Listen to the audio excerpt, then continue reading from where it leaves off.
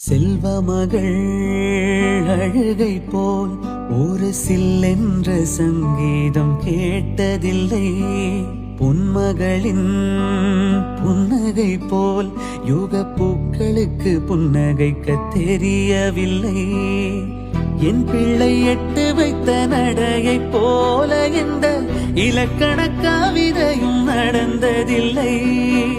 முத்துக்கள் தெரிக்கின்ற மழலை போல ஒரு 300 மொழிகளில் வார்த்தை இல்லை.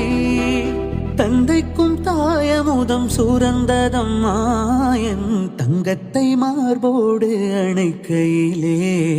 வா வா என் தேவதையே, பொன்வாய் பேசும் தாரகையே, பொய் வாழ்வின் பூரணமே, பெண் பூவே வா.